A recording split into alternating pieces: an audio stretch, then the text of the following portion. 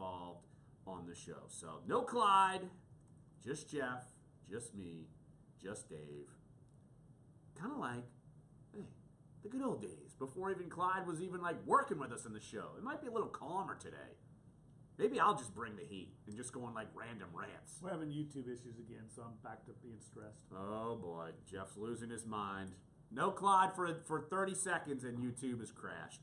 Anywho. Where's Clyde? Exactly. So, all right, Joel Corey coming up next. So don't go anywhere. Sports 1280, NOLA.com, the iHeartRadio app. Dunc and Holder. Oh boy. Never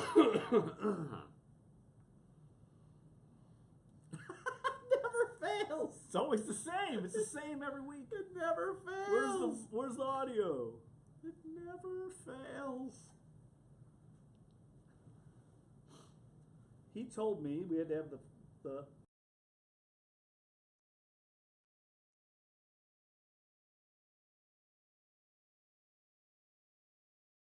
Everything's properly plugged in. Yeah, maybe it's just that. Plug it back in. Are you just gonna stand there and let people not give you credit for being a good driver? You deserve discounts on car insurance, and that's what Snapshot from Progressive is for. So why aren't you signing up? You need music to get pumped? Hit it! Oh, ow, that hurts my fingers. Ow. Progressive Casualty Insurance Company and Affiliates. Snapshot not available in California, North Carolina, or from all agents. Howdy, folks. Colonel Sanders here to tell you about KFC's $10 chicken shares. They're perfect to share with those special people in your life. Choose from 6 pieces of my Kentucky Fried Chicken, 9 extra crispy tenders, 12 hot wings, or a bunch of popcorn nuggets. So grab your buddy, your cousin, your dad, your college roommate, or my I'm a friend genius. Joan, Technical and head genius. to KFC. Are you there? Huzzah to Jeffrey. Good KFC's $10 I hook the chicken. thing up the same way every time. Every time I hook it up the same way, and every time something's wrong. It drives me berserk. We got Joel. Thank you. We got Joel. He wanted Milwaukee. And 1 minute. His All right, bud. triple-double in history, getting it in just 14 minutes and 33 seconds. He had 30 points, 17 assists, and 15 rebounds. We had a really good half. We scored 13 threes, so the ball, 14 the threes. ball going in. We shared the ball. Seemed like I made a lot of passes. Denver also tied a franchise record with 24 three-pointers. College basketball, 3 Nicola top 10 Jokic. teams were beaten last night. Number 5 Cincinnati saw their 16-game winning streak end, falling to Houston 67-62. Wisconsin knocked off number 6 Purdue 57-53. Number 8 Ohio State was clobbered by You're learning, Betty. I like it. I hate it. That's sports. Gotta Frank delete Garrity, some right now. NBC News Radio. In the wake of a disaster, what one thing I think I need a little coffee to relax now. A blanket, a tent, a sandbag, a doctor. Actually, if you send a monetary donation, you send. I want to all ask these him about things. this. Even a small donation can The make a $6 big million, impact. It can the quickly $18 million become debt. exactly I don't what people understand that. affected That's one thing I by don't disaster need understand. most. I need to get him 10 seconds. clear the air on To it. make a huge difference to those in need. To donate, visit supporthurricanerelief.org. That's supporthurricanerelief.org. This might be my last chance. She's gone country. This is Dunc and Holder on Sports 1280, New Orleans. Back to her roots. She's gone country. Drew Brees, have you heard? He's a month away from being a free agent. He might be in Denver. He might be with the Jets. He's leaving, Jeff. It's over. It's over. He's leaving. I doubt that. He's not really leaving. At least that's what everyone's saying. So, of course, Drew Brees' contract, I keep telling everyone this. It will be a topic until it's not a topic. And when it's not a topic means he's got a new deal. And as of right now, he doesn't. And we're curious to see what type of deal might he be looking for. And joining us right here on the show, Joel Corey, CBSSports.com, salary cap guru, former agent, one of the best in the business. You could follow him at Corey, and that's Corry, Joel. Hey, Joel, appreciate you jumping on the show once again. And oh, no problem. We're joking on the panic. We know it's, and people even do stories throughout the internet and wherever, basically discounting that Drew Brees is even a free agent because he's not. No one assumes he's going anywhere. But you look at the numbers. Jimmy Garoppolo's getting paid. We know other quarterbacks are floating out there. What is the realistic deal in your mind that Drew Brees and the Saints can agree upon? Well, considering Drew Brees has never given a hometown discount as Tom Condon as his agent, you're probably going to have an average salary in that Jimmy Garoppolo neighborhood of $27.5 million per year. The question becomes whether, with the 3 voidable years, you push the void back 1, 2 or years, or remove it altogether. Are you going to add 2 more voidable years, which he's never going to play, so you can convert? You can have a signing bonus stretch out over 5 years as opposed to over a shorter period of time. That's really where I'm looking to see what happens with this deal.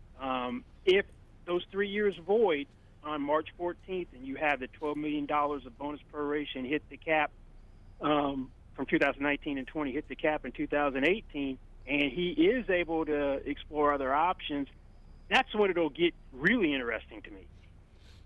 And so I was going to ask you about that. You led right into my question, Joel.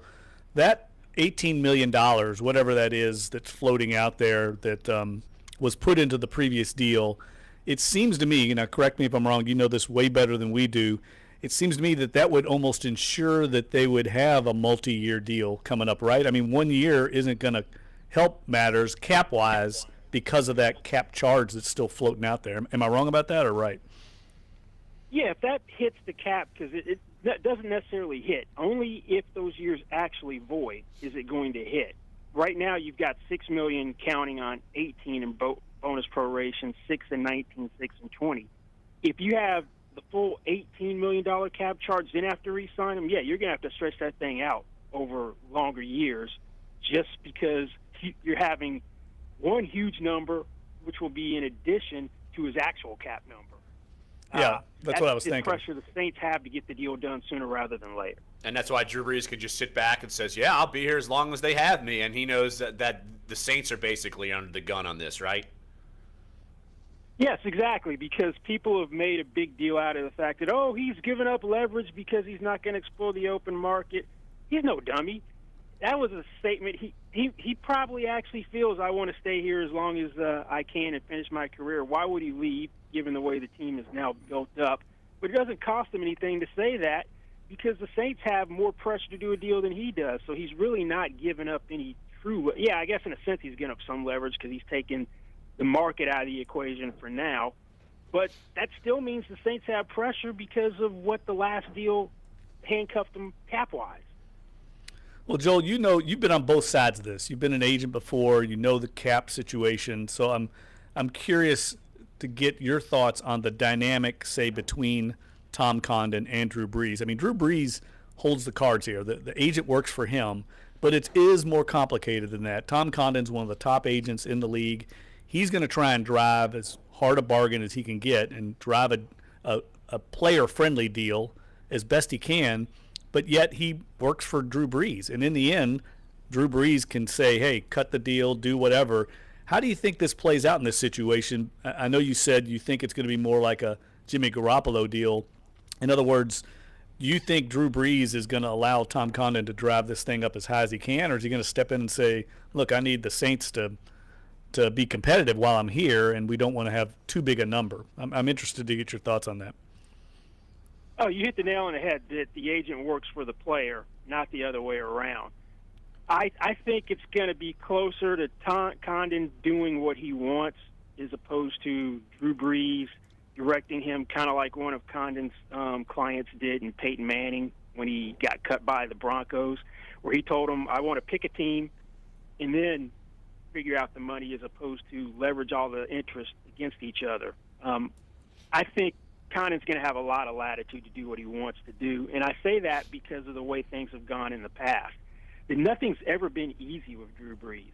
In 2012, he had to file a grievance to get a clarification on how the franchise tags work, whether it applied across teams or specific to a team for the 3 times.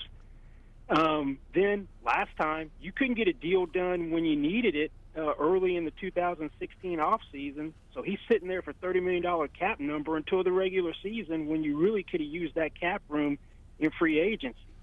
I don't think anything's going to be any different from Brees, that he knows he has a hammer. The way he's been cutting you some slack is through the years and the amount of guaranteed money, so I think that's where he gives more than on the actual dollars for the short period of time he has left in his career, because he is 39. Granted, he's playing great football. At some point, Father Time catches up to everybody. Joel Corey, CBSSports.com, former agent, salary cap guru, does a tremendous job. Go check out all of his work everywhere. You can follow him on Twitter at Corey Joel. Joel, what of the salary cap numbers on the Saints that sticks out to you and you're thinking, there's no way this guy can go into 2018 and play under this number? Well, the one that you really wanted to get rid of, you couldn't, because Kobe Fleener's $3.4 million base salary became fully guaranteed a couple of days into the waiver period starting right after the Super Bowl. That's the one that I really wanted to see them do something with. Maybe you put a post-June 1 designation on him and you eat the $3.4 million, recoup a little bit of it if he can sign elsewhere, and you pick up $3 million of cap room that way. But from a Saints standpoint, you're not in a situation that you've been in the past where you've got like a Jairus Byrd type deal on the books or anything like that. And you also hit on draft picks, had probably the best draft I've seen in recent memory, that you really don't have any super bad cap number out there anymore. What planet are we on? This is not normal, Joel. Well, I mean, we're in bizarro world. Saints are actually managing the cap well. What's going on? Well, yes and no. You still have that Drew Brees thing because that handcuffs you in different ways depending upon if the $18 million is a cap charge on top of his actual cap number. That's where your big problem is. It all goes back to what happens with the Drew Brees deal. But you don't have any crazy numbers. Even though you're going to have $4.6 million in dead money from Jairus Byrd, but you're not in a situation you've been in where, hey, we're $20 million over. We have to restructure these contracts. Maybe we have to pay CJ Spiller money because it's going to be better cap-wise to do it that way as opposed to releasing him. So things are looking better than they have in the past. But still, Drew Brees is the big question mark on what the cap number is actually going to be, because that'll determine a lot of the flexibility.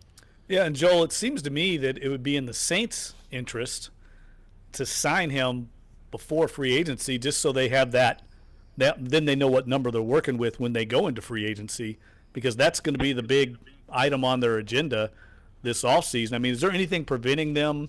Is there any moratorium on negotiations between now and March 14th? No, you can always re-sign your own player. And contract they can look to as a guide maybe in terms of what you do with avoidable year.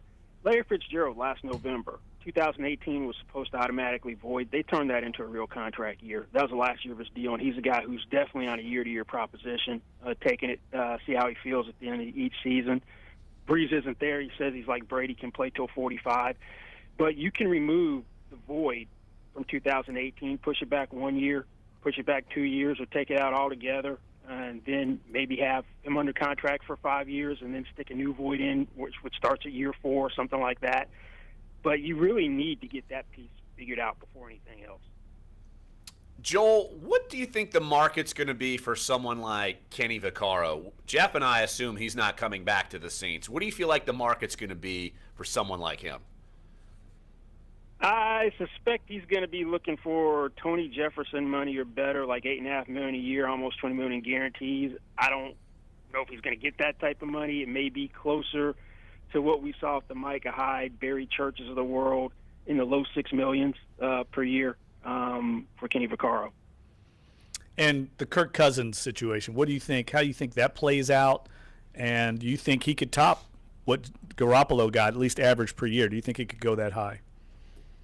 Oh, if he's an unrestricted free agent, which is no guarantee, he's conceivably the first $30 million per year quarterback. It's going to be more than Garoppolo in terms of average yearly salary and probably top Matthew Stafford and other contractual metrics. The problem is the Redskins are toying with putting a third franchise tag on him, which opens up a whole can of worms because the $34.5 million would count on the cap as soon as it's tendered.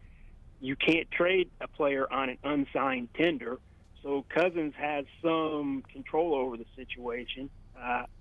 He could sign it, it's fully guaranteed, then tell every team, you know what, you trade for me, I won't sign a long-term deal, I'll play out the year, and the Redskins would have a hard time moving him. That could be a lot of headaches for the Redskins for something which sounds better in theory than what could actually be in practice. Joel Corey, CBSSports.com, salary cap guru, former agent. Again, follow all of his work on CBSSports.com. Does a tremendous job. Must follow on Twitter for all things salary cap talk at Corey Joel. Hey, Joel, appreciate the time. And if this thing extends out, we'll be giving you a call again on Drew Brees. All right.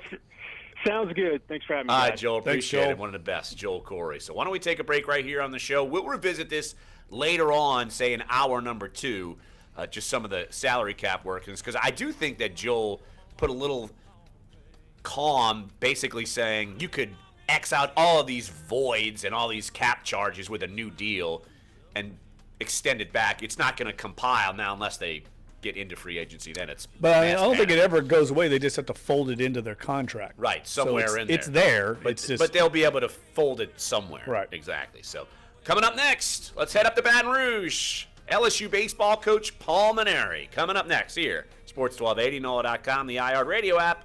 Dunc and Holder.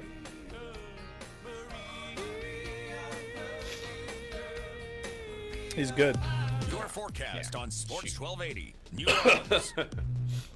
This report is brought to you by Unbound.org. That's funny. That's exactly what Fox 8 Weather Center. I'm meteorologist Bruce Katz. Today for your Friday, going to be a mostly dry day, but warm. They both temperature back to 82 degrees. Could see a stray shower. Now tonight, more patchy fog developing. Overnight low in the low to mid 60s. And the weekend, you can just say, hey, I want to be here as Saturday, long late as in the they day, want a me to. front tries to make its way in. May see a 30% chance of rain. High back to 82. And if the front makes it through Sunday, we turn a little cooler with a high of 76. From the Fox 8 Weather Center, I'm meteorologist Bruce Katz with your Weather Authority forecast. Well, because if they get to the peaceful, 14th, healthy that 18 world happens one pops person on at a there's time. nothing they can do about Around it. the globe, there are children Now, who dream of when I helping was their talking to families, who hope for the future, and who have a name. Know the person you're helping directly at Unbound.org. The iHeartRadio app is the easy-to-use app for music and radio, which means you can take Sports 1280 with you wherever you go. But there's so much more than radio. Tell us an artist you love. iHeartRadio creates a custom station just for you with their biggest hits and even similar artists. It's that easy. Just thumb up or thumb down the songs and we'll personalize that station to suit your taste. So right there on your phone, in your pocket, Sports 1280 and your own custom station. It's that easy. Download the free iHeartRadio app now. Progressive I mean, the thing is, they got the money. Inspiration to help you do insurance stuff. Hey, It's the are you one just going to time that they stand actually there and have let good people cap, not give but you the- credit for 'cause being a their good driver? defense- You they're not deserve paying anybody discounts on on car defense but insurance, Cam. and that's what Right. Snapshot from Progressive I mean, is he's the for. only one they're So why paying. aren't you signing AJ up? Klein's You need like music to their- get pumped? Hit it! 8th or 9th highest paid player. Drum solo! They got all those rookies. Ow, that hurt Oh, my yeah. fingers. Ow, ow, ow, ow. Progressive Casualty Insurance Company and Affiliates. Snapshot not available in California, North Carolina, or from all ages. Dad, this is fun. I didn't think I'd like kayaking. Well, I'm glad you enjoyed it, but I think it's time to head back in. Okay. Can we come back? Sure. Hey, be careful getting out of the boat. It's a kayak. 15 seconds. I'm We gonna got return the Mainieri. kayak. Can we walk home? How about a taxi? Dave, we got Paul Mainieri. From your neighborhood to your naturehood. Visit discovertheforest.org to find a neighborhood park or green space near you. Brought to you by the These Ad mics are Council and good, the U.S. man. Forest Service. Social media companies coming up with some new ways to help out in emergencies. Twitter says it will partner with local news stations to stream their broadcasts during major breaking stories. Clicking on the video will also open up a stream of algorithmically chosen tweets about the event. Facebook's community help tool will allow businesses and nonprofits to offer direct services in a crisis. The feature makes it possible for businesses to see requests for help and respond or message directly with the user. For instance, ride-sharing company Lyft could offer rides to particular people after a natural disaster. Cities can now also post requests for volunteers in specific areas. He's on the other line. I hear it ringing, but it's... Colors, ocean depths, copper black, and stellar gray. He might be doing The another Essential show, Smartphone you know? was launched last Be year knocking by out a bunch of Android shows. co-founder Andy Rubin. New colored phones will run you $500 All right, we got 30 seconds. Shit. on iOS All right. with new panels We can displaying stall. things like local ATMs, places to eat and drink, and updated train or bus schedules. Tech Report, Larry Olson, NBC News Radio. You wanted to be a teacher when you were little, but you grew up and things changed. Well, it's time to put it back on your list. Innovative things are happening in teaching today. Excuse me. Part of it. Make more. Teach. All right, come back. .org. Brought to you by Teach and the Ad Council. I've been living I'll keep trying to call them. Yeah, that's fine. Those boys or take flight. We're talking your teams. Sports 1280, New Orleans. Efforting LSU baseball coach Paul Maneri. It is game day, so hey, we'll when we get him, we get him. So obviously LSU, big story around the college baseball circle, coming off of a national runner-up finish. So we'll talk with Coach Paul Maneri at some point today, I'm sure. Yeah, it's going to be a great atmosphere down at Alex Box. You know, LSU baseball, if you haven't been to games down there, it's really a unique situation. It kind of mirrors LSU football. There's, I think, the best atmosphere in the sport is in Baton Rouge for big night games. They have great tailgating out there, and they have great concessions, very specific kind of South Louisiana concessions. It's just a great place to go spend a Friday or Saturday night. I remember the old Alex Box Stadium, and it was like an open-air press box, and it could be a cold February night, and you're covering like LSU Nichols, and you're dying because it's freezing. Yeah, it was craziness, and people forget sometimes it does. It gets very cold. Sometimes the opposite extreme, that's Louisiana, but it can get very hot as well, and you'd be sweating as well. So, but it sounds like we got Coach. Yep. Sounds like we do. LSU baseball coach Paul Maneri. Perfect timing. You're our cover boy of our sports section. Great column that LSU SEC columnist Ron Higgins wrote about you. And just at the beginning of the show, Paul, it doesn't seem like this is your 12th year. It seems like you haven't been there that long, and it seems like time flies. Just reflect on your career and everything that you've kind of gone through up at LSU. I'll tell you, you're right. It doesn't seem like 12 years. I feel like I just got here yesterday, but it's been a wonderful 12 years. I've enjoyed really almost every second I've been here. That, you know, to be the custodian of a great baseball program that so many people care about is an awesome feeling. You know, you go to work every day, and you feel like what you do matters to so many people, and that inspires you and motivates you to work hard every day. And I'm proud of the things that we've done. You know, we've had some remarkable young men in our program that have accomplished great things. They love LSU, and our fans, I think, appreciate the effort that the kids put out there. So it's been a lot of fun, and man, I hope we can have another great year and can do this for several more years. And Coach, along those lines, Larry and I were just talking before you got on the broadcast about how much more competitive college baseball has become in this day and age, say compared to even when you first got to LSU and back beyond that. Can you speak to that, to the fact that programs now are investing in college baseball, that it can actually be a revenue producer for schools, and the fact that people are investing more, it's more competitive. It's not like it was 30 years ago where you only had maybe a dozen programs. I mean, this is a across the nation kind of sport. We had Travis Jewett on yesterday. He was talking about how UConn is one of the best programs in the American Athletic Conference. I mean, who would have think that UConn would be competitive in college baseball? Well, I just think it's something that LSU ought to get awful lot of credit, specifically Skip Bertman, for creating. You know, I have a theory on this whole thing. You know, when Skip came here in 1983, I think 84 was his first season. In the SEC, really, Mississippi State was the only team that was taking college baseball serious. And Ron Polk just kind of forced everybody to take it serious in Starkville and in their athletic department. So when Skip came to LSU and did what he did, it kind of created a natural rivalry between Mississippi State and LSU. And the most amazing thing happened. A lot of people started coming to the games. And I think what happened is LSU won all those championships in the 90s and great competition with Mississippi State, and big crowds started coming to the games. I just think an awful lot of athletic directors and presidents, specifically in the FCC, kind of looked over in Baton Rouge and said, look what's going on over there. Maybe if we put our resources into our baseball program, and we could develop a program that our community could be proud of, and perhaps it even could become a revenue-producing sport. And that's what's happened. You know, so schools that at one time never even thought about taking baseball serious, Kentucky, Vanderbilt, you know, Georgia, all these other schools, even South Carolina and Tennessee, all of a sudden now they built great facilities. They've hired outstanding coaches. They've put resources into their program.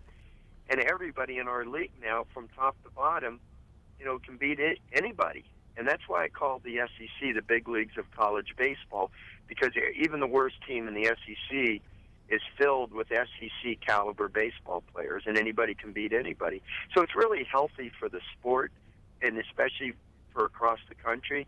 It just makes it more challenging to win year in and year out. And if you're one of the blue bloods that's used to having a highly successful program, it's become much more challenging.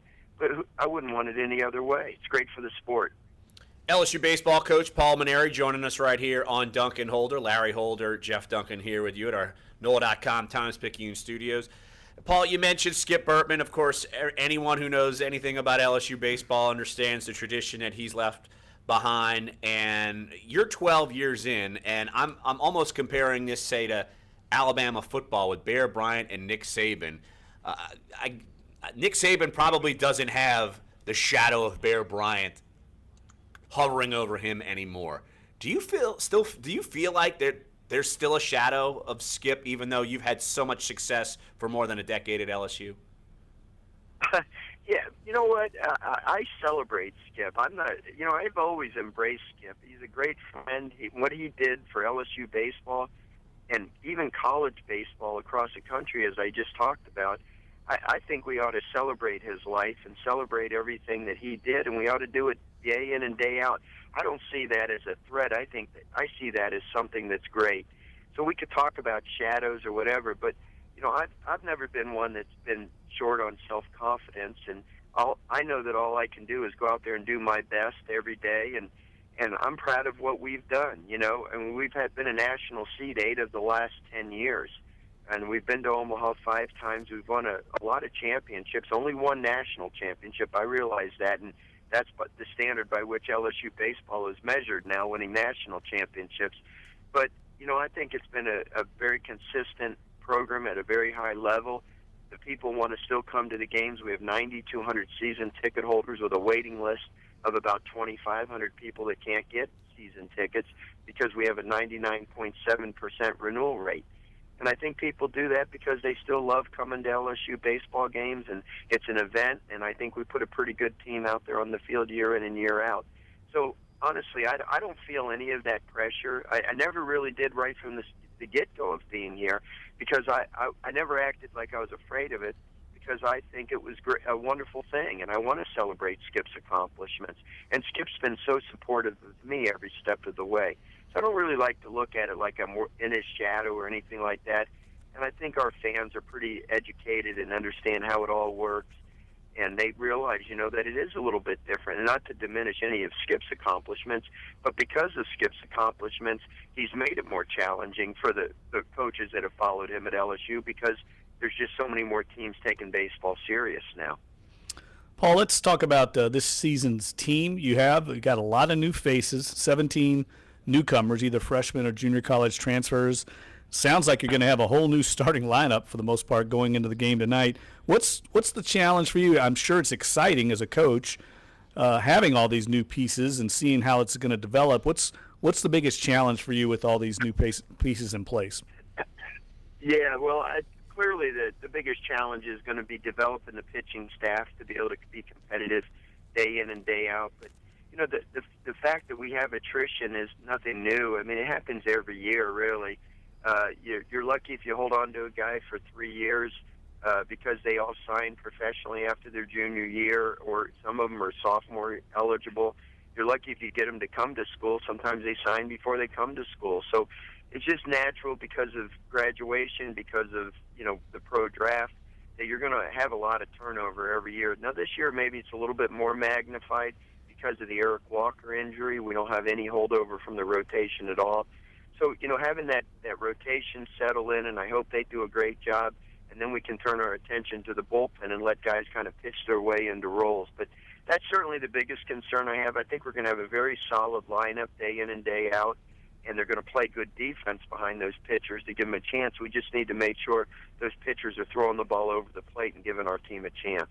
Paul, with so much success that Zach has had, how curious are you to see how he transitions from reliever to starter? Well, that's going to be the big question, and it's going to dictate a lot about how our season goes this year. Right now, we have to start Zach because we really don't have another option at this point. You know, the 4 best pitchers we recruited in this class, 2 of them each got $2 million signing bonuses and signed before they came to school, and the other 2 who were drafted have both been injured and aren't pitching for us yet. I'm speaking of A.J. Labus and Nick Storrs. We're going to get both of them back at some point, I hope sooner than later, and I think that will be a real shot in our arm once those guys are back. But in the meantime, we have to start Zach. He's our best arm. We have to see if he can pitch us deeper into games and, you know, get hitters out for 5 or 6 innings as opposed to just 1 inning. But if we were ever at a point where somebody else was an option for us and the best thing was put Zach at the end of the game, we can always make that move later on in the season. But I don't foresee that happening for at least 6 or 7 weeks. So, you know, in the meantime, we're going to play an awful lot of big games before that, and I hope Zach goes out there and dominates the games like he did as a closer. We're going to need him to pitch well for us to be successful. Paul, you mentioned, you talked about some of the newcomers in place. Brant Broussard, of course, second baseman, coming in from Delgado here in New Orleans, played for Joe Sherman there. Who are some of the other newcomers that fans can look forward to seeing make their debuts this weekend and you're going to be relying on early on to contribute to the team? Well, a lot of publicity has gone towards Daniel Cabrera, that played most of his career at John Curtis High School, but then transferred over to Baton Rouge as a senior and played at Parkview Baptist. Daniel's a natural. He's going to be along the same lines as all the other guys that came here as freshmen and stepped in right away, like DJ LeMahieu and Antoine Duplantis, Alex Bregman, you know, that caliber of guy. Daniel's going to be an outstanding player, and he's going to be a fixture in our lineup for 3 years. But a young man by the name of Nick Webb has really emerged. He's a kid out of Lafayette, went to Bishop Turling's High School, and man, he's hit from the first day he walked onto this campus. And you may have heard about the injury that our new catcher suffered. Hunter Fiducia broke his hand about 2.5, 3 weeks ago, and he's not quite ready to go yet. And so it's forced us to move Bryce Jordan, who we had anticipated being our first baseman. We've had to move him to behind the plate. Well, that kind of opened up an opportunity now for Nick Webb at first base. And I think Nick's going to have a major impact. He can really hit. And if he can play a good, serviceable first base for us, then, you know, his bat will be a real asset for us every day. So from a position player standpoint, those are the 3 new guys in our lineup, Nick Webb, Brant Broussard, and Daniel Cabrera, and I think they'll all contribute in a very significant way. LSU baseball coach Paul Mainieri, they're going to open up tonight, this weekend, taking on Notre Dame. Paul is I'm pretty sure he is familiar with the Fighting Irish. Of course, great. Paul, appreciate you jumping on the show. Congrats on everything. Hope for great success. And look, Southeastern Louisiana is such a hotbed of baseball. Everybody's fired up. So good luck this season, and hopefully we'll catch up with you down the line. All right, guys. Good to be with you. All right. Fun. Appreciate it. Okay, that's LSU baseball coach Paul Mainieri, and yeah, he's look. You just reload. That's the expectation at LSU. You just reload. And Paul Mainieri is a living example that nice guys can finish first. I mean, he's as good a person as you get in this business. That we have to deal with a lot of different egos and personalities, but Paul Mainieri is just absolute the best. I would agree there. Absolutely. So, all right, let's take a break right here on the show. In about 15 minutes, 16 minutes or so, we will talk the ponies. Right up Jeff's alley. Yes. We'll talk about the Risen Star and everything else, and hopefully I'll get educated. And we'll also take your phone calls, 504-260-1280. We'll also continue the conversation about Drew Brees' contract, other potential deals, no deals. We'll touch on that as well the rest of the show. So come on back. Sports 1280, NOLA.com, the iHeartRadio app. We're Dunc and Holder. Trucks jacked up, flat bills flip back. Yeah, you can find us where the party's at. This is how we do it. Shadow. He'll shadow. Yeah, hey, it's Chris Gordy from the Chris Gordy Show reminding you our show has moved here in the new year. You can now catch us weekdays from 2 to 4 right here Tiger on Rag, Sports bro. 1280 New Orleans. Tiger Rag. Show, same great guests, just a SEC country. The Chris Gordy Show on Sports 1280. New Orleans. Mr. Okra, man, Statistics it's show sad. that 80% of Americans will give up on their New Year's resolutions by February. But I there's remember one in thing that- Americans in, never the give up. Antoine's AM/FM thing, radio. people bringing In up fact, TV Mr. reaches Okra 86% of Americans. 300. Radio commercials, just Yeah, he like made this it, one, didn't will he? reach I'm 93% of assuming he's Americans one of in them. every I single assume week he of did. 2018. So if you want to reach more moms, fans, teens, professionals, shoppers, and well, more of pretty much everyone, radio's the way to do it. Make a resolution Stormy to go to Daniels. iHeartMedia.com She's back? and put She's never left. Some video. Nipple. Jeez. Compassion. Sports 1280 New Orleans. Instant replay. Eric Asher. No, Dave, there's like a weekdays, New Yorker noon to 2. story that Bring on the voice of the New insinuates Orleans that Pelicans, Sean Kelly. Your career Breeze here in was the hanging All-Star out with Tulane, Donald right? Trump in Way like back then, 2006 at like a golf tournament, and he was with like, and Trump was with like a mistress, and Breeze. What did they say? He said, "Baby, you're popular" or something, and Breeze, and they reached out to Breeze's people. He's like, "I never said that. I was never there. I never Denied it. Poor Drew. Won college athletics. So we packed it up. We moved on down here, and little did I know what it paid at the time. I think I spent the first year washing golf carts at Bo Shen. That's no joke, to make ends meet. And my wife worked, and we kind of got through the first year, and that also happened to be the first year that the Hornets had moved from Charlotte. Well, lucky enough for me, they had heard me doing ESPN is considered the replacing Tulane Sean games, McDonough on Monday night. and I think that Todd Graffinini had been involved with it. Yeah, I heard he's not popular. Did y'all hear about the guys at not good. WEEI up in Boston? They canceled the whole week's worth of shows from 6 a.m. to 6 p.m. to put all their people in sensitivity training. I did see that. I think it was a day's worth of shows. But Yeah, does I that go did. back to the Breeze thing? I mean, the Brady thing? Brady Yeah. thing, and then the And then- Christian Fourier when he made fun of Don Yee. Oh, I didn't know he was on that same station. Yeah, same Oh. station. Yeah. They Wow. pretty much all screwed the pooch simultaneously. I mean, yeah, they All like was great. nuked Then the Katrina world, hit, and scorched all of that earth. story, and here I am ever since. Listen live weekdays on Sports 1280 and the free iHeartRadio app, or catch up at sports1280.com. There's a tear in Oh my my! This is Dunc and Holder on Sports 1280 New Orleans. Man, Dave wants us to be depressed. Where's all of I'm my just getting in ex? the time machine. That's all. Where's all my exes live in Texas? That's the next break. That's next break. Woohoo! I can't wait. Can we bring back Hootie, please? Where's Hootie? Here on a Country Fried Friday, Dunc and Holder. Two great interviews we had on.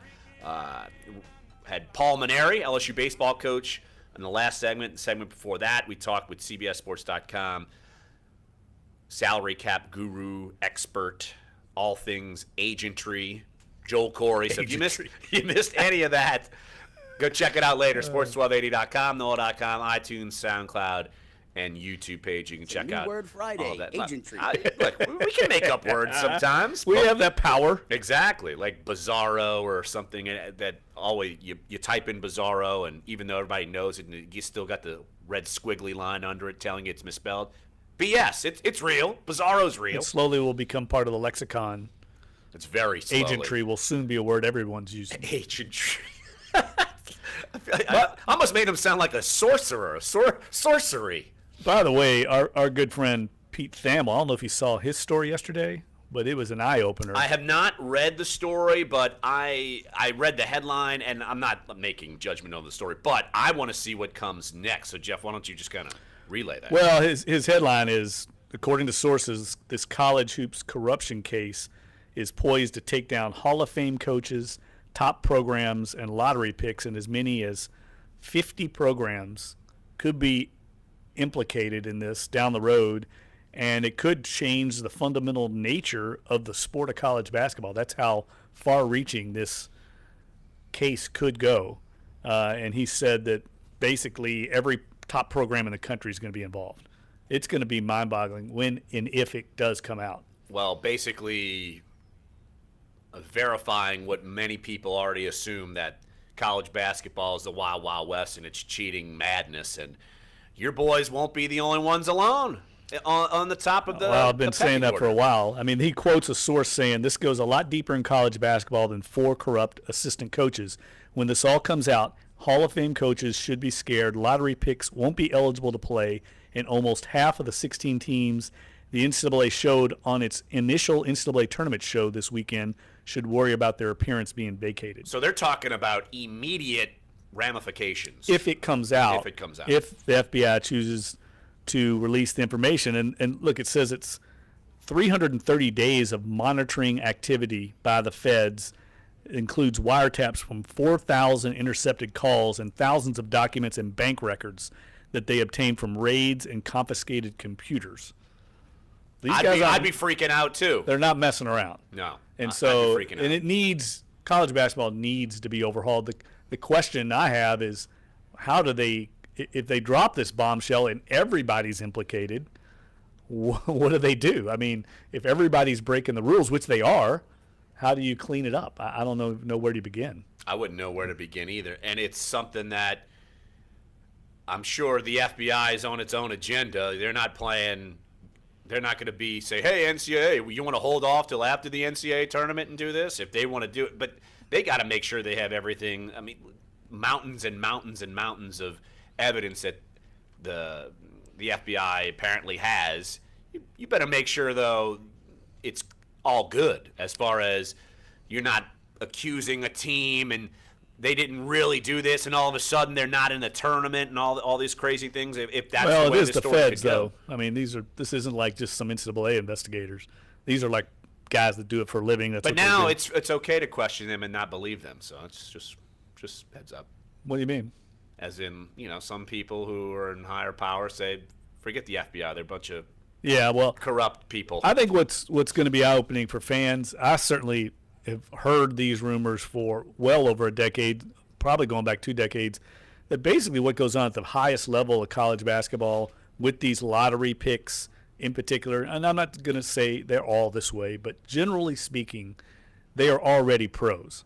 That's the general consensus out there in the world of college basketball. They're already being paid by agents, so they're already professionals.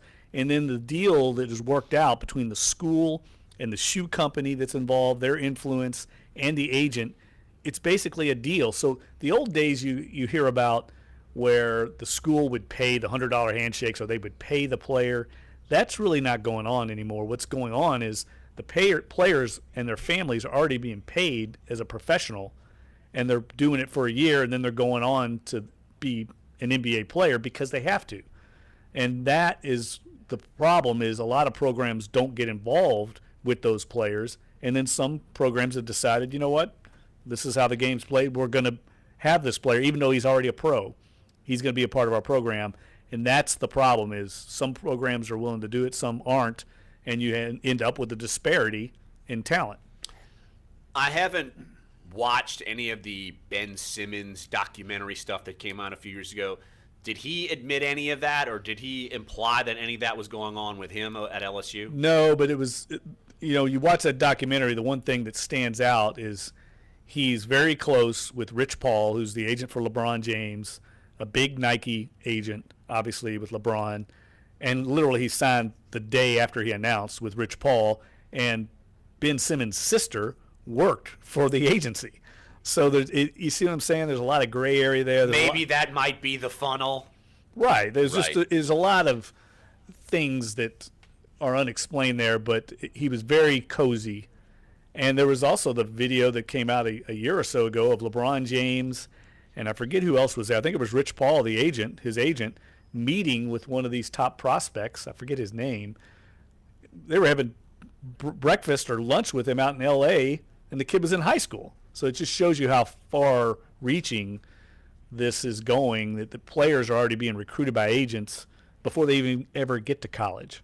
Now, my question with all of this stuff is, I couldn't care less if a player got paid. I couldn't care less. How much of this is criminal? I feel like in my mind, if the FBI is involved in this has got to be some big criminal scam. how much is this criminal and how much is this NCAA violation? I don't know the answer to that. I mean, it's being done by the feds, not I would NCAA. assume then it's got to be criminal. Well, Why yeah, would the FBI be putting their nose in there? It's transferring across state lines. It becomes so like wire fraud. Yes, it becomes that. Right. So that's the issue is that money's being exchanged across state lines without being taxed and all that jazz. All that, exactly. You're paying players without being taxed. Gotcha. Hour number 1 is up. Hour number 2 is on the way. Good times. Look, there's a certain New Orleanian who might be being jostled for either Thursday night football or Monday night football. We'll get to that. And then we'll talk ponies coming up next. Yes. Risen Star coming up. So we will chat about that coming up next here. Sports 1280, NOLA.com, the iHeartRadio app. Dunc and Holder.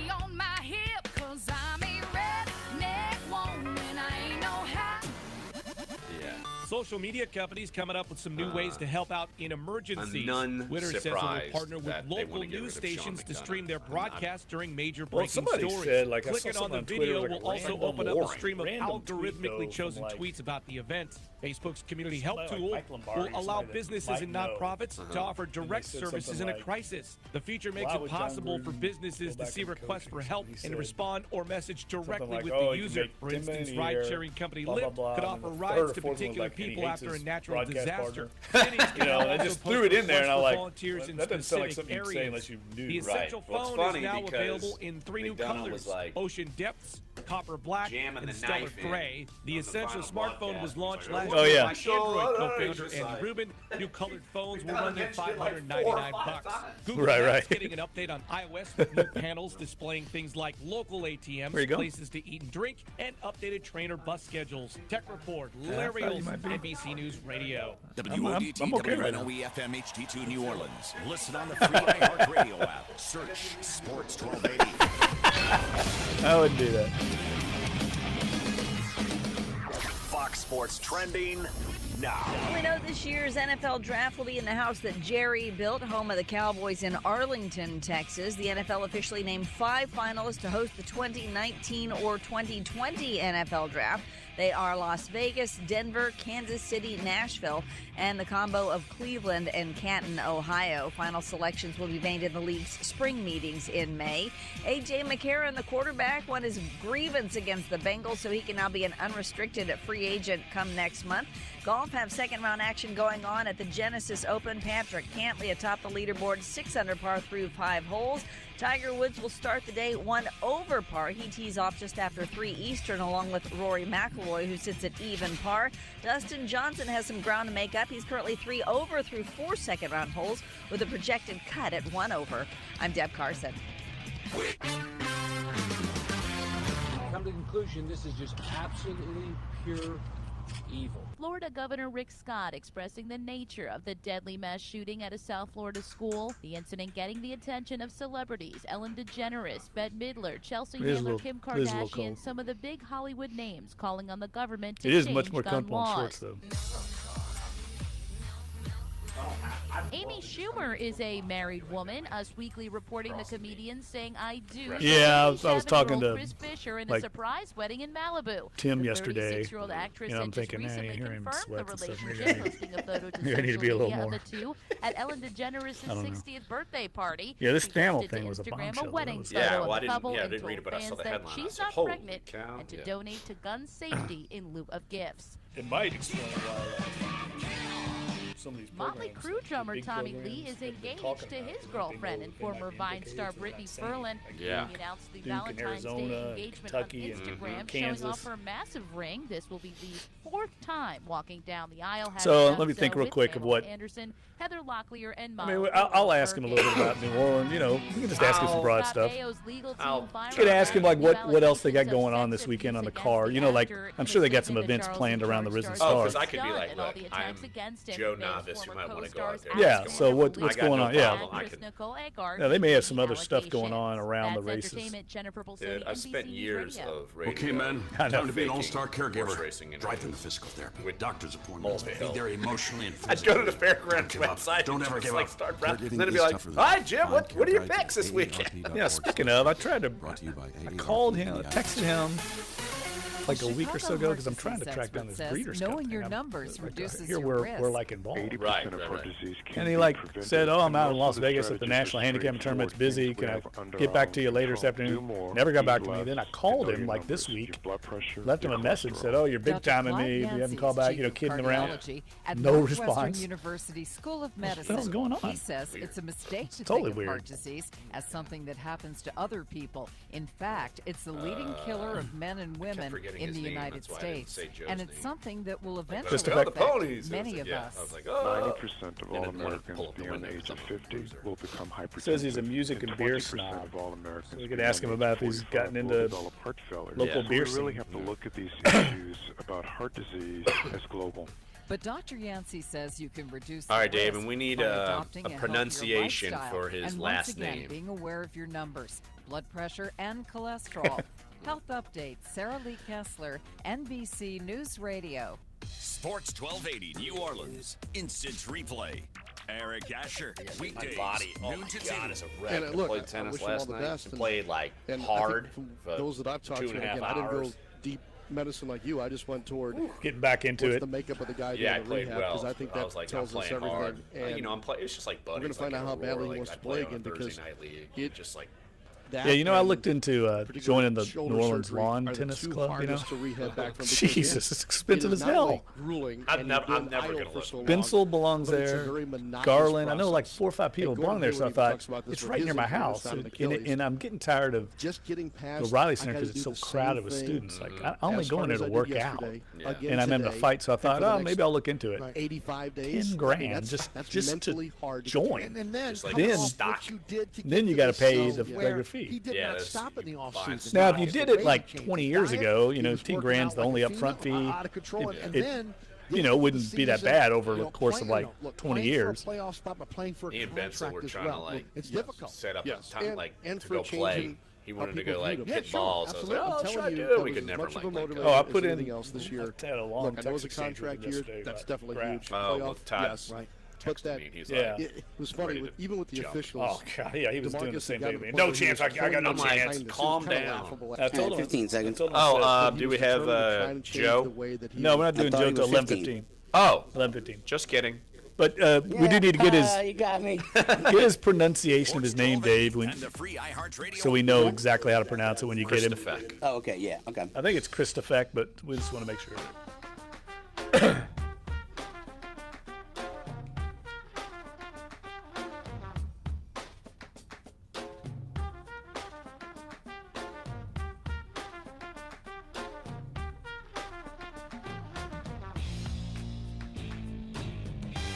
Dunc and Older, hour number 2 on a Country Fried Friday, February 16th.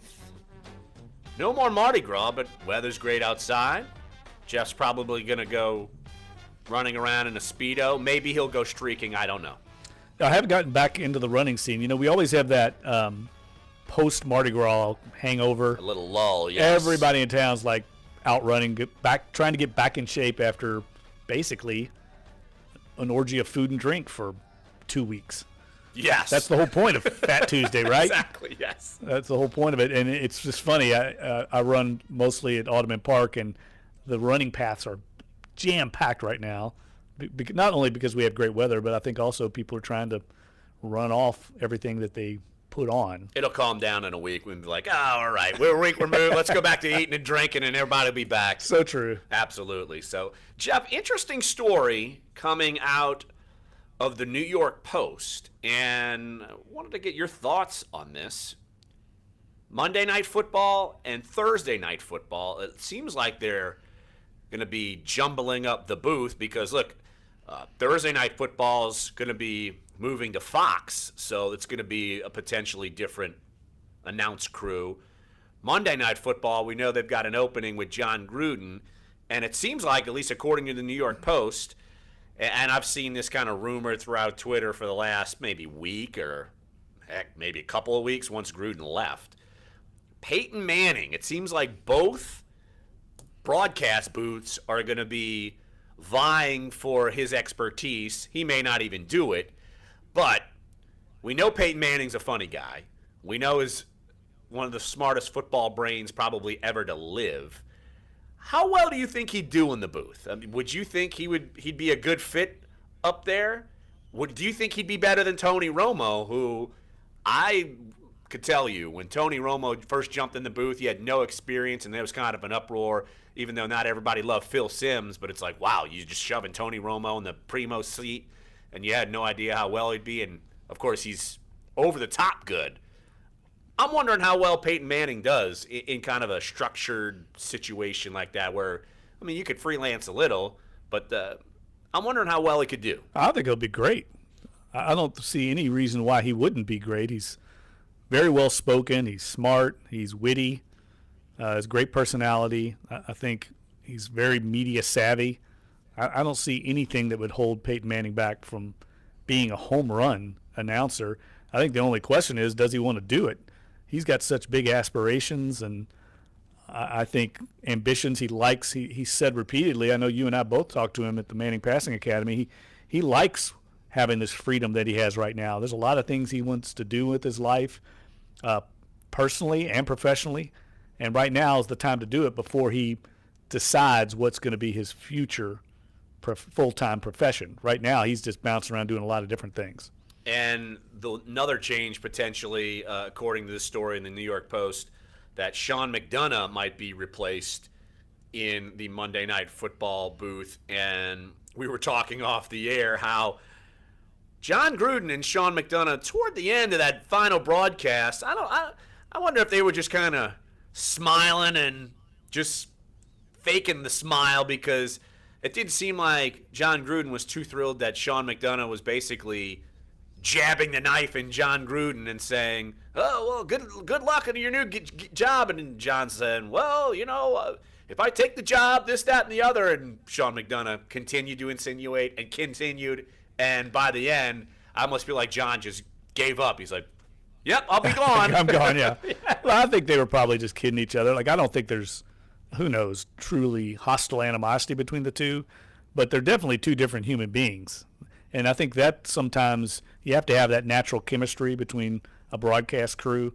And I'm not sure it was ever there with McDonough and Gruden, but they're professionals and they got through it. And I love John Gruden. I think everybody did on the broadcast. That's big shoes to fill. And if I'm Peyton Manning, I have to think twice about whether I even want to do that on the heels of somebody that was as popular as John Gruden. Well, I think John Gruden loved every player except for maybe like one or two where he totally went off the reservation and like went crazy and just crushed. But everyone else he loved. Like, he loved every quarterback. He loves every player.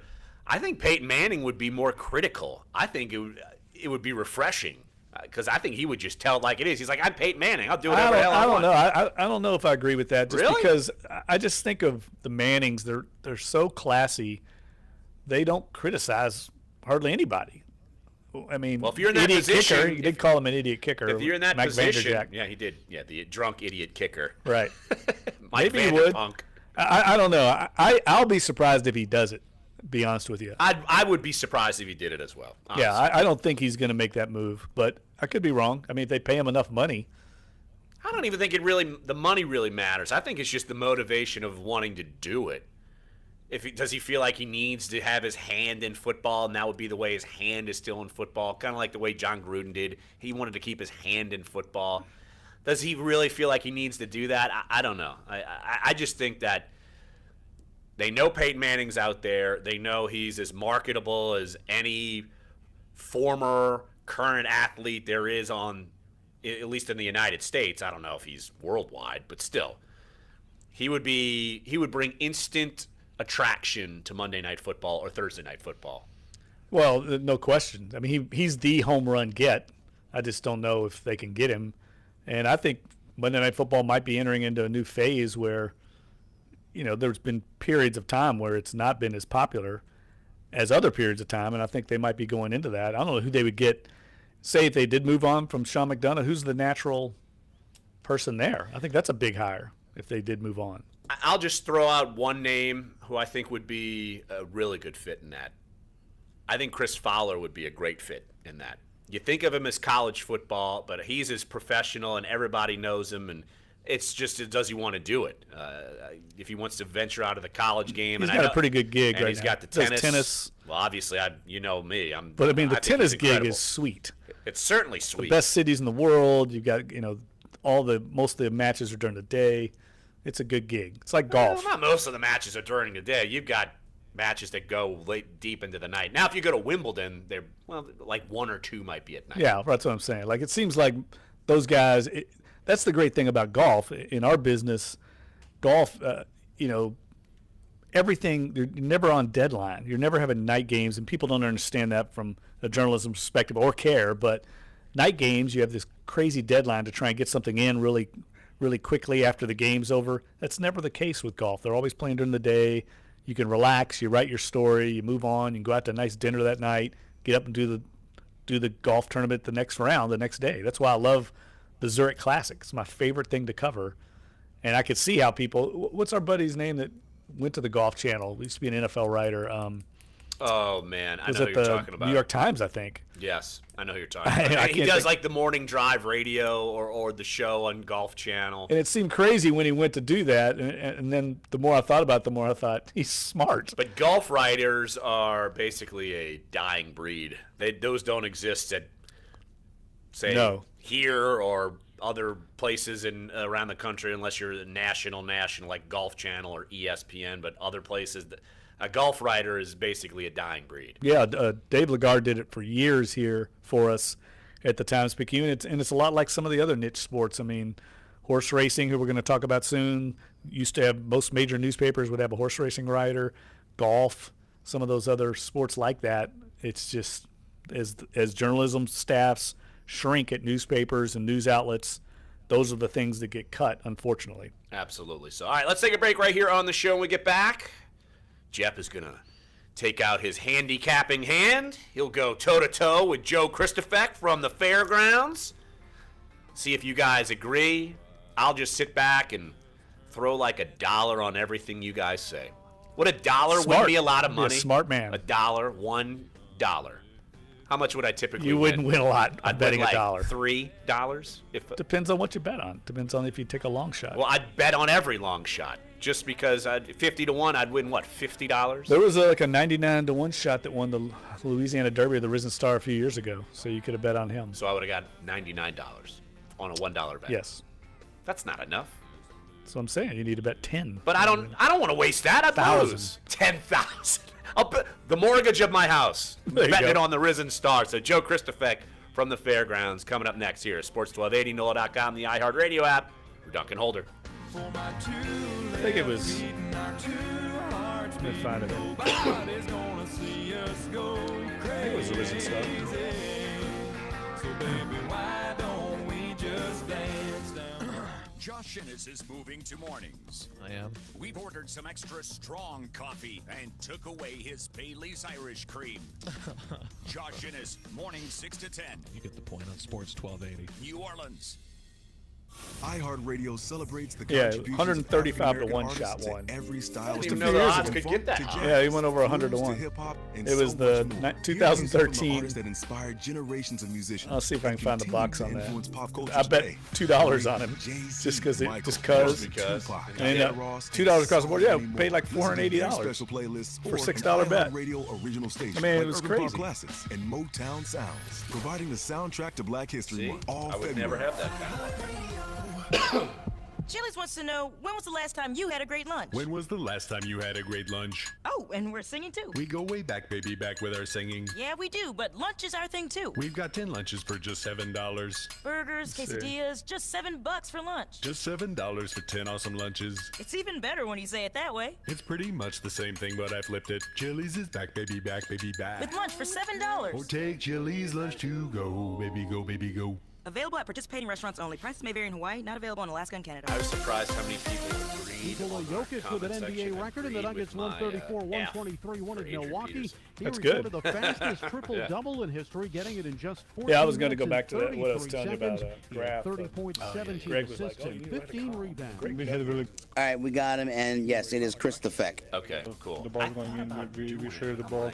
Well, if I do it, I made a lot of passes. Denver also tied a franchise record with 24 three-pointers. Right. College basketball, 3 top 10 teams were beaten last night. Number 5 Cincinnati saw their 16-game win streak following Houston 67-62. Wisconsin knocked off number 6 Purdue 57-53. Number 8 Ohio State was clobbered by Penn State 79-57. That's sports. Frank Arity, NBC News Radio. Open calendar. Yeah, if you'd have bet What's my a schedule $1 like? trifecta on that race, you'd have won $8,000. What? 135 to 1 shot no, one. that doesn't work. I'm busy. 6 to 1 came in second, 5 to 1 third. Floods don't exactly work around your schedule. Disasters don't plan ahead. But you can. It starts with talking to your loved ones for a about making vacation. an emergency plan. So don't wait. Pay for tuition. Visit getgameplan.org. Vacation. I can't think in those terms. Governor's Office of Homeland Security and Emergency Preparedness. Vacation. I can't have When it vacation. comes to parenting, there Pay are for no summer perfect camp and answers, but tuition. that's okay, because you don't have to be perfect to be a perfect parent. Teens in foster care will love you just the same. Oh yeah, because don't worry, Joni's spending all my money. All right, going back. Oh, it's from the U.S. Mapped it out. I'm like, well, there goes that. This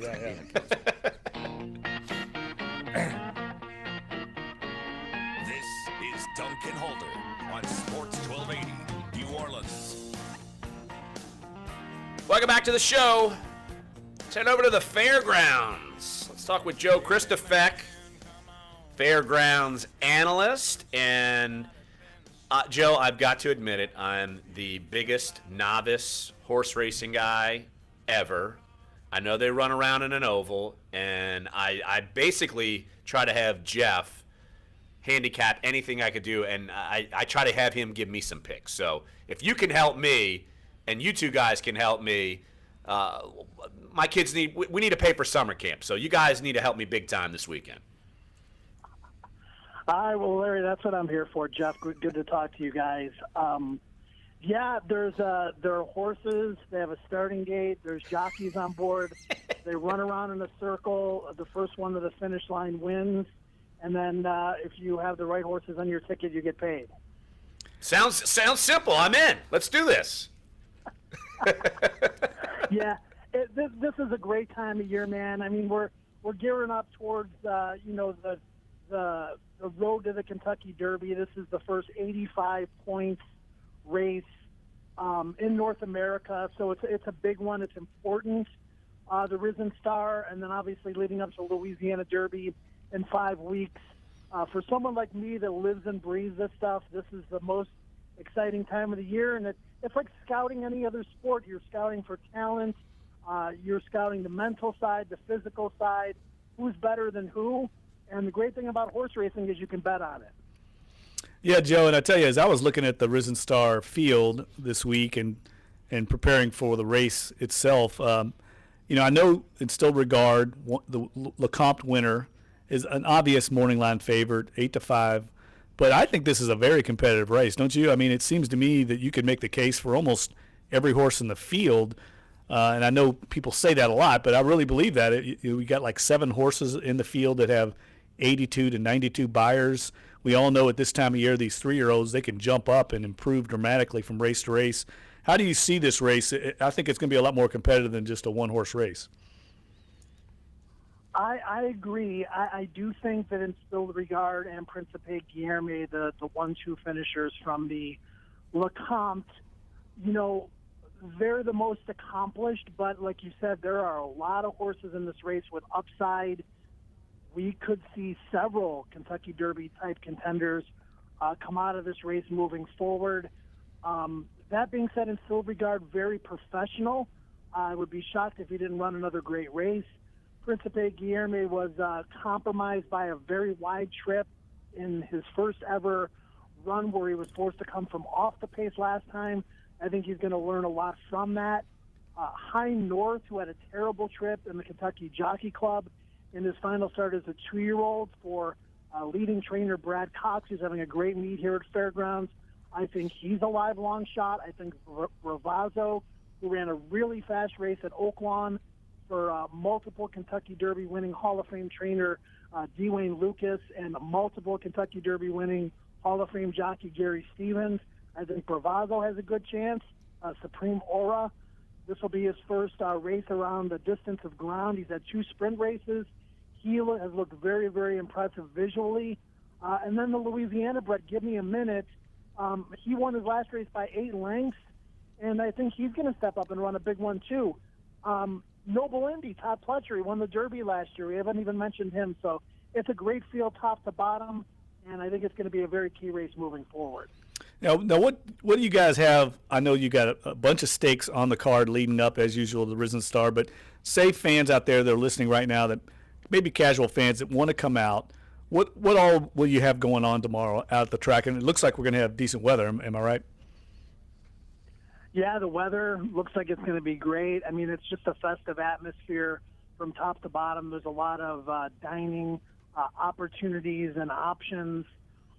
There are a couple of bars right outside by the paddock, which is where I absolutely love to hang out because you get a real sense of the atmosphere and the environment when you can see these horses close up. And, you know, if you're not necessarily a fan of the intricacies involved in horse racing, I'm guessing you're probably a fan of a good social time and even horses as animals. And there's a lot to learn in horse racing, but to me it's a fascinating sport from the time the baby is born to the time they get put into the starting gate for a race as important as the Risen Star.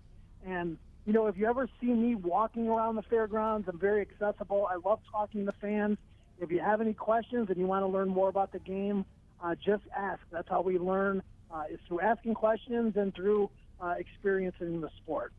Joe Christopek from the Fairgrounds, analyst over in Gentilly, joining us right here on Dunc and Holder. Joe, what's the challenge from, say, the winner of the LeComp going into the winner, going to try to win at the Risen Star? It's a rare feat for the LeComp winner to kind of pull off this double, right? Yeah, I mean, I think the challenge is just tougher competition as you go along. These 3-year-olds start to sort themselves out from January to February to March to April, and then eventually the first Saturday in May. You know, who's going to cut it? Who's going to be able to step up their game to the next level? I think this year is rare in the fact that the top 2 favorites in the Risen Star are also the horses that ran 1-2 in the LeComp. And not only is that the case, they're both very, very legitimate. On my Kentucky Derby top 10 list, which is on the Kentucky Derby website, I've got both of those horses in my top 10 overall nationally. So it speaks to the credit of those 2 horses and of the Risen Star in general that this is a star-studded cast. And, you know, you've got to show that you can overcome adversity against tougher competition. And then the distances start to get further, from sprint distances to a mile, mile and a 16th, mile and an 8th, and then eventually a mile and a quarter at the Kentucky Derby. So it's a gradual progression, and we'll see what 20 horses make it into the starting gate in Louisville the first Saturday in May. Hey, Joe, a little off-the-track question. This is your first year down here at the Fairgrounds working as an analyst. Kind of give us a little bit about your background, how you got started in the business, and also how are you adjusting to New Orleans and the culture and the life down here? Did you get to go experience Mardi Gras this past week? And I don't know, just a little more a background for people that are just now getting to know you out at the Fairgrounds. Yeah, I was born and raised in Chicago, and I got into horse racing in a kind of non-traditional way, more as a college gambler than as someone who had any background with actual horses themselves. And I remember going into an OTB in Chicago near the Sears Tower, and I loved horse racing, and I've loved sports my whole life, you know, big on statistics, backs of baseball cards, the old Topps cards when I was a kid. And I saw a gentleman in a suit and a tie, and he had a microphone in his hand, and he was making picks in the paddock at Arlington Park, which is a beautiful place. And I said to myself at that moment in time, man, they pay that guy to do that? I'm like, what a freaking great job that is. I want to do that. So I got my foot in the door, worked my way up at racetracks in Chicago. I've been doing this stuff all over the country and all over the world ever since I graduated from college. I got the gig at Churchill Downs in Louisville in 2015, which happened to be the year that American Pharoah won the Derby and eventually became the first Triple Crown winner since 1978. So that was very memorable, and I'm, you know, very proud and happy to be the racing analyst at Churchill. And since Fairgrounds is a part of the Churchill family, when Brian W. Spencer moved on from this job, I got the call, And this is normally a slower time of the year for me. So, it didn't take me 5 minutes, but to say, yes, I'm in, pack the car, come on down here. The people here are great. I'm very familiar with a lot of the jockeys and the trainers from racing in the Midwest, Chicago and Kentucky. Just trying to get used to the Louisiana bred. That's been a little bit of an adjustment. But this is a great city for so many different reasons. I'm very happy to be here. And, yeah, I've had a chance to enjoy some of the non-racing things that New Orleans has to offer. And I really look forward to coming back here next year and for many years to come. Joe Christofek, at the fairgrounds analyst. You'll see him if you go out there. You will see him before races, between races, giving out his expert picks. And if I just listen to what Joe says religiously, I will become a zillionaire. That's what I just took away from this conversation. So, Joe, I'm just going to trust you with my life. No pressure, Joe. No pressure. It's a little bit of an exaggeration. I'd stick with billions instead of zillions at this point. Billions instead. Look, I was shooting for the moon. You at least just getting me to the stars. Okay, we could deal with that. Hey, Joe, appreciate it. Look forward to meeting you at some point when we head out there, because Jeff has been telling me that he has to take me out there, so I can educate myself. We'll get him out there, Joe, and I'll see you out there tomorrow. I'm looking forward to it. Okay, when you guys come out here, just bring a bankroll and we'll run it up. If that means hundreds, thousands, we'll start there and hopefully get you to the point you want to be. You just want to leave with more money than you came with when you come to the track. So I'm willing to guarantee on my part I will fail. Fail miserably. Thanks, Joe. Appreciate it. Won't be alone. Exactly. All right. Risen Star coming up this weekend. Jeff will be covering it, and I'm sure it'll be a packed house. Yeah, it should be. The good weather should be a good time out there, and it's those big days like that. You have a chance to see potentially Kentucky Derby winner running right out of Gentilly. So it'd be cool. Go. All right, good deal. So 30 more minutes. So come on back on a Friday edition here. Sports 1280, NOLA.com, the iHeartRadio app. Duncan Holder. He turned back toward the window. The gambler. I like it. Brushed out a cigarette. Dave gets it. And somewhere in the darkness, the gambler, he broke even. Your forecast on Sports 1280. I'm not breaking New even. Orleans.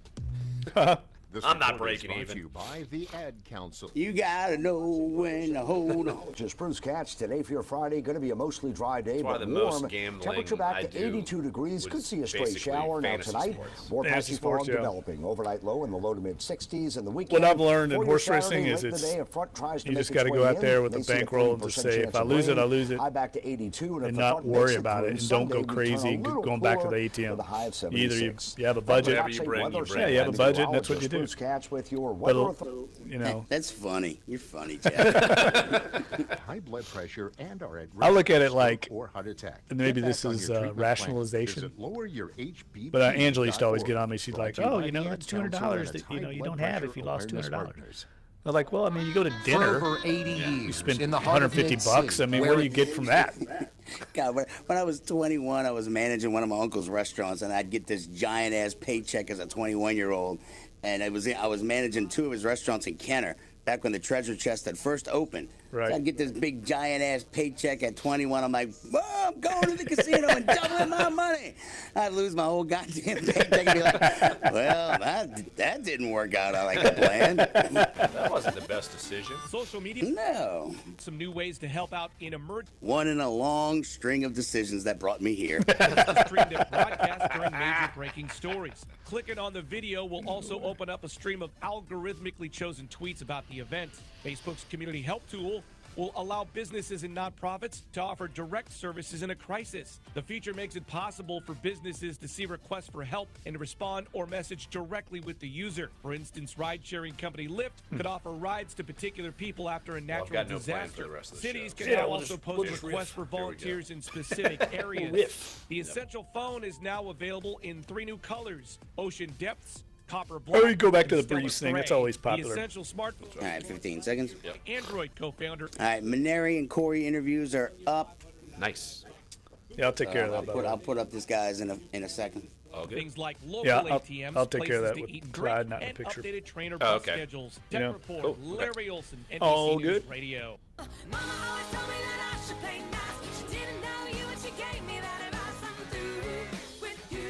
It's it's your home.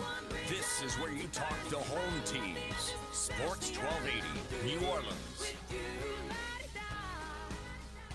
I don't want people to think I'm a total goob that I don't know how to at least read a racing form. Like, I at least know to... Racing form's hard to read. That's what intimidates most people. I'll pick up a racing form and I could say, all right, I could see what all the abbreviations, a date, what he ran on, whether it was turf. I know how to read that. It's intimidating. I just get duped in by, all right, well, maybe this horse won this race, but the odds are good or not bad.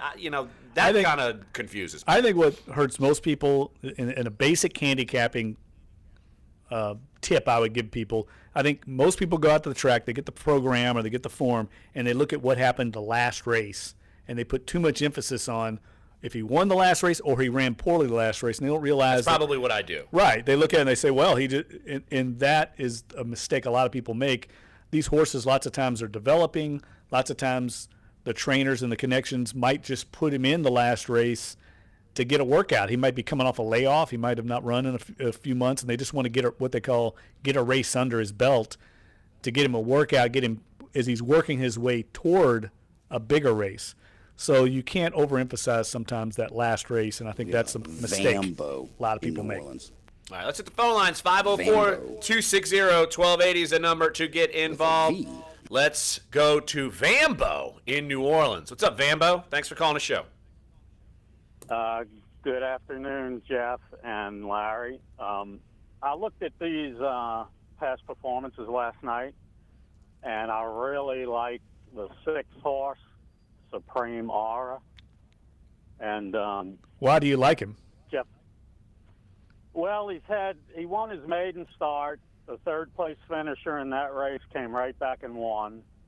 He went on a 5-month layoff, came back and won at 6 furlongs in 110 and ran an 82 buyer, so his buyer figure went up.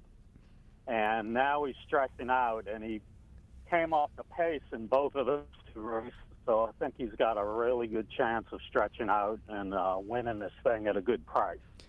This is the horse that has not run a route yet, right? Is that the Mike Stidham horse that I think Joe mentioned earlier? He's run basically 6 furlongs? Correct, and I'm not the biggest Mike Stidham fan, but I'm going to have to put that aside. Well, if you're winning money, you become a fan of whoever the hell's out there. Correct. Well, do you think this race is prone for an upset? I know we were talking earlier, Larry pointed out, the last 20 Risen Stars, only 2 LeCompte winners have come back and won the Risen Star. It always seems like it's primed for a new shooter, the Pletcher horse or this Mike Stidham horse stretching out. Do you see it as more competitive than just the winners of the LeCompte that Joe has mentioned? Well, I think it is, because even these horses that have had 5, 6, or I guess a couple of them have even had more starts, none of them have run any buyer figure that's like off the charts compared to what's within reach of these horses that are still improving that have only had a couple of starts. So that's one of the reasons I really like this horse. And plus, I think the price is going to be right. I think he's going to be anywhere between 6 and 10 to 1. So, not anymore, Vambo. You just gave the world your secret away. It's now going to be 1 to 10. It's over for you. It's over. No, now he's going to be 20 to 1, which is even better. All right, Vambo. Hey, appreciate the phone call. Enjoy the races. Nice handicap. I can honestly say, in the creation of Dunc and Holder, that I ever thought we would have a caller call in and give serious horse racing advice. He knew his stuff. That was impressive. I just sat back and now. And I think that's the kind of horse our pony is impressed over. And Dave, settle that was thing that down Dave over there. Somebody, but I think might be Dave's stomach. I think that's the kind of horse that Larry would enjoy betting on, a 6 to 10 to 1 shot, as opposed to an even money. You want to make some money, so you're into the. I'd bet on it and it would lose. It'd finish last. I don't know. That's one to remember right there. Bambo might be the horse whisperer. You don't know. You never know. Exactly. So, well, that was fun. I'm glad we got a horse call. You're like in heaven. Yeah, it was great. Can someone call in and let's talk about the New York Open that's going on in Long Island right now? We don't want to get Larry started on the Olympics, the Winter Olympics. Boy, Mr. Anti-Olympics. I mean, can you bet on the Winter Olympics?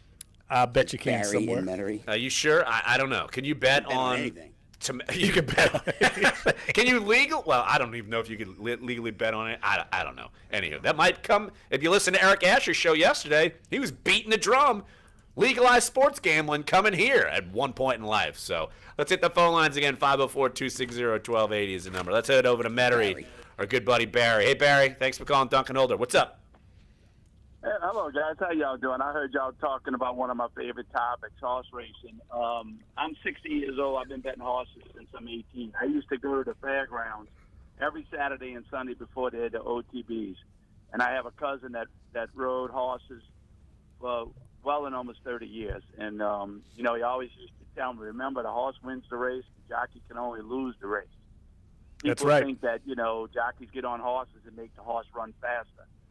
That's not how it works. He's got to put him in the right position. He's got to know what to do with the horse. Of course, they get instructions from their trainers and the owners. But horse racing to me, and Jeff knows who I am, horse racing to me is all about breeding. You got to look at the sire side and dam side, and figure out where you want to put the horse. And the key to a trainer is knowing how good his horse is and, what level of competition. Is he a claimant horse? Is he a allowance horse? Is he a grade 1? Is he, a stake horse? So there's a lot that goes into it. People just look at horses winning a race, but it's. I know Jeff can say this.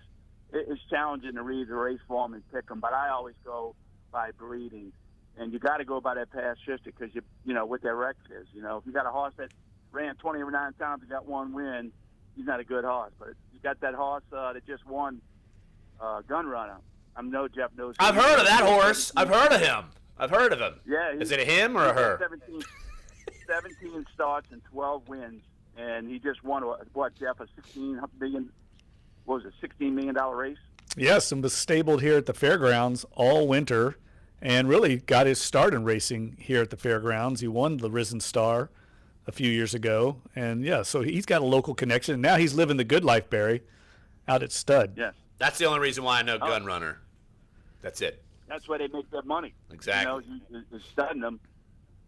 But Jeff, that one question I want to ask you, and you can, relate it to Mr. Holder. How do you feel about horse racing long term? Because I don't see many people at the live racing, and a lot of things change that, to me, indicate that horse racing is not what it once was. And I want to get your feedback. If you look in the pictures, Jeff, look at the real track. I don't know if people are staying at home and betting, or just going to OTBs, but, horse racing at one time used to get people there all the time for races, and it's just not like that anymore. Give me some feedback on it, Jeff. I like your opinion. I'm hanging up this. Hi, Barry. Appreciate the phone call. What do you think? Because I still pay attention Triple Crown-wise. I always pay attention to the Derby. And then I always follow that up with the Preakness because you just want to see if, for me, if you want to get the Triple Crown. That's it. Well, I think the internet has disrupted all industries almost. It's no different. I think horse racing is no different than, say, shopping, right? I mean, people are buying their groceries now. They're buying their retail goods online. They're not going out to the store, so the malls are suffering. Big box stores are suffering. Same thing is true of horse racing. People don't go to the track as often in person, but they're betting online. Handles are up.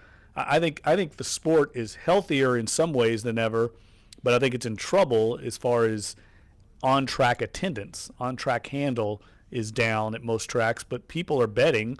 They're just not going out to the track. And if you look at some of the other barometers, I'd say that indicate the health of the sport. You've got more people than ever going to the Kentucky Derby, going to the Breeders' Cup, going to the big Triple Crown races.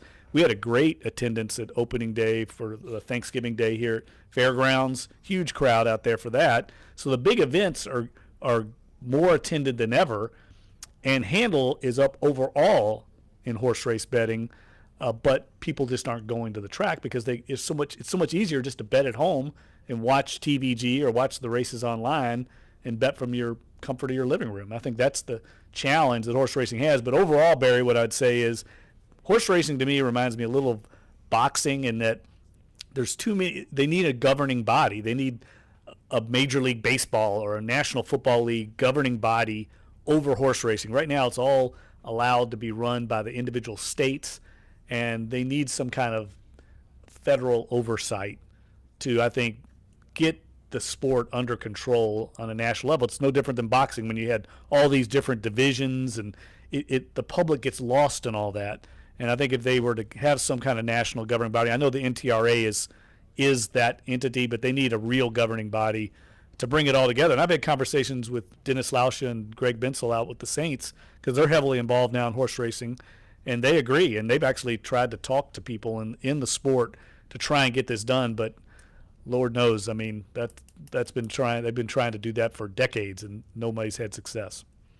We've just talked for 30 minutes on horse racing. Awesome. Jeff can die happy. Yes, he could die a happy man. Why don't we take one final break right here on the show, and when we get back, I don't know.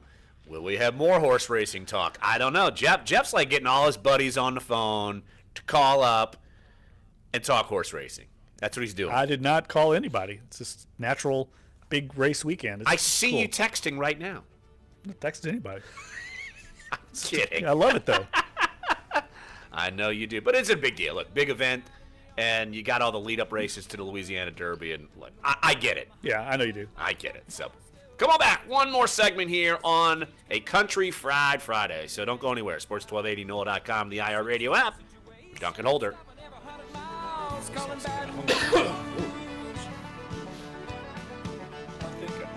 Hi, Eric Asher, host of Inside New Orleans. Been in the business now for 16 years, talking sports, politics, and news.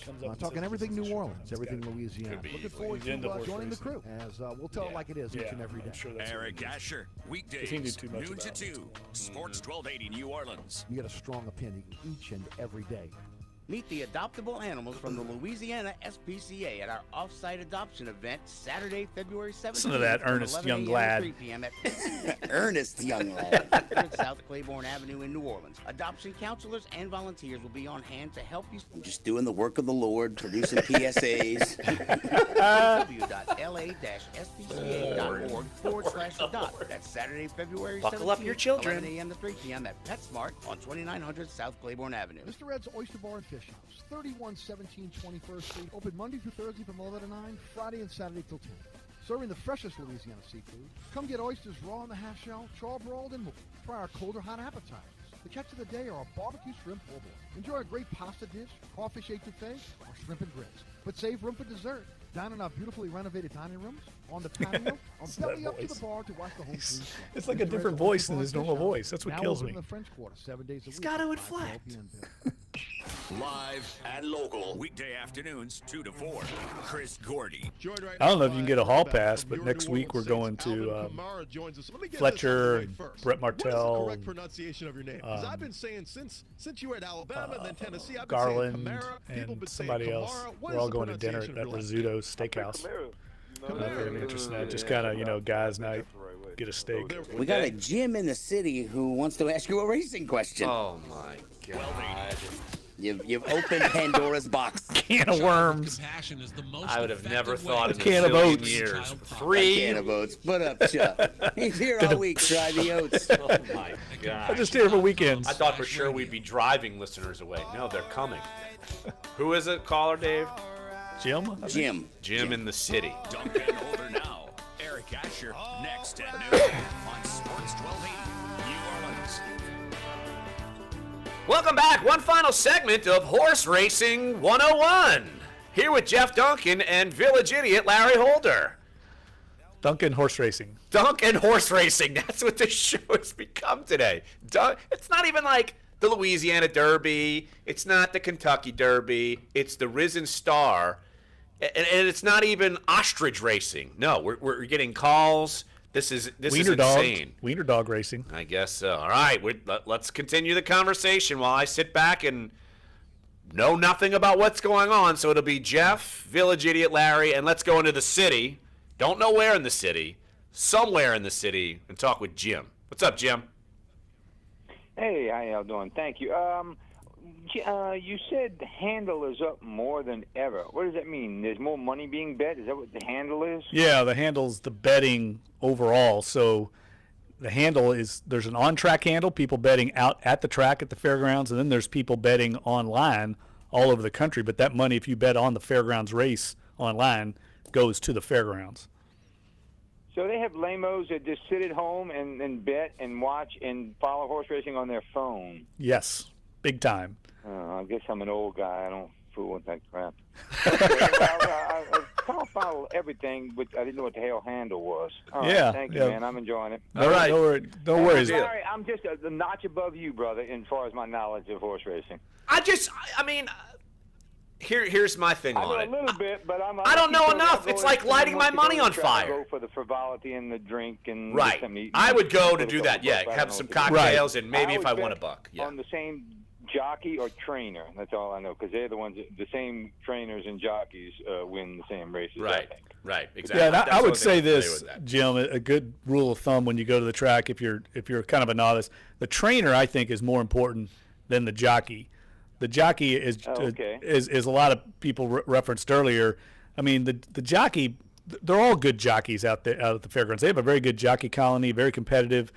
There's not a big difference between the talent levels and the jockeys. I think the biggest factor in horse racing is the actual horse. I mean, you can't have a mule win the Kentucky Derby, obviously, but what a jockey can do is get a horse in trouble. He can give him a bad trip. So that's what I think Barry was referencing earlier. Is a lot of people put a huge emphasis on the jockey. I think that's misguided to some degree. I think the trainer is more like you would have, let's say, in a coach in basketball or football. You have a good trainer. Yeah. They're the conditioner. They're the ones that know where they're putting the horse for the most part, what race. That emphasis, I think, is greater than the jockey, because for the most part, all these jockeys are talented, and there's not a big difference. There's some difference, and they probably argue with me that there's more talented jockeys than others. But I think for the most part, it's all about the horse and the trainer, as far as when I handicap. Wow, you're like the most knowledgeable guy since Hap Glaudy and Buddy Diliberto. Well, I grew up in Louisville, Kentucky, Jim. Local media here. Hey, what was that horse that guy with the unique names was talking about?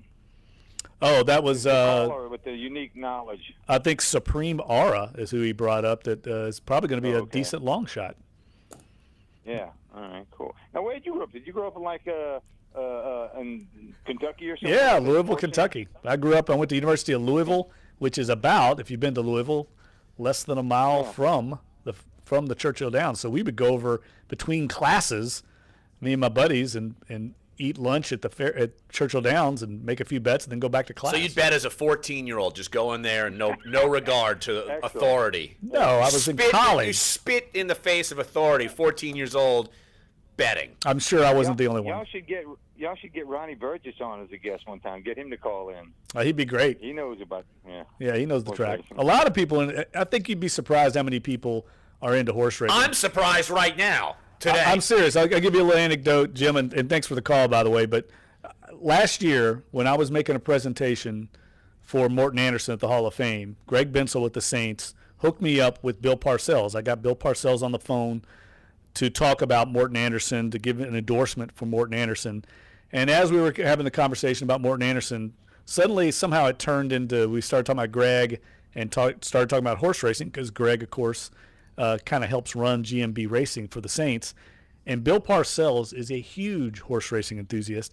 And we talked horse racing for over a half hour. I couldn't get off the phone with Bill Parcells because he wanted to talk about Saratoga. Like, Bill, I got to go. See ya. Yes, I literally had to say, I got to go. I got work to do, because he wanted to talk horse racing. He's not alone. You remember Dan Henning, longtime offensive coordinator in the NFL? Yes. He's a horse owner. Vince Wilfork, randomly, owns horses. He's not sitting on the horse, is he? No, he's not a jockey, that's for sure. His horse would not win. But there's a Wes Welker. Tom Brady's a big horse racing fan, goes to the Derby every year.